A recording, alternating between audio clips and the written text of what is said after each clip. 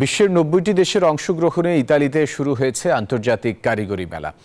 ছোট বড় প্রায় ২,৮০০ স্টল নিয়ে এই মেলা চলবে ৮ ডিসেম্বর পর্যন্ত। তবে বাংলাদেশের কোনো স্টল না থাকায় হতাশ প্রবাসী বাংলাদেশিরা। বিস্তারিত ডেস্ক রিপোর্টে।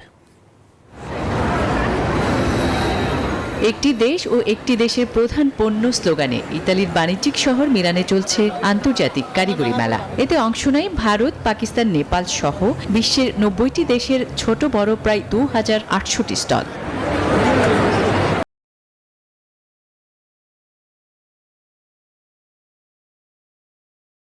প্রতিটি দেশের কারিগরি পণ্য বিশ্বের কাছে তুলে ধরতে পার্শ্ববর্তী দেশ ভারত, পাকিস্তান, নেপাল ও ভিয়েতনামের স্টল দেখা গেলেও বাংলাদেশের কোনো স্টল না থাকায় হতাশ মেলায় ঘুরতে আসা প্রবাসী বাংলাদেশিরা।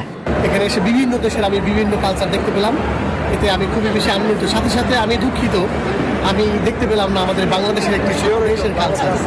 আমাদের অনেক কালচারই দেখ বাকি ছিল, তার মধ্যে বাংলাদেশটা খুব আশা করছিলাম, আমি দেখতে পাইনি।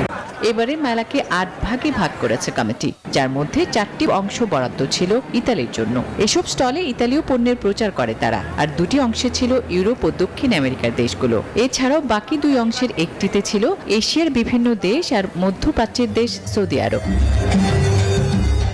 Desk report, news 24।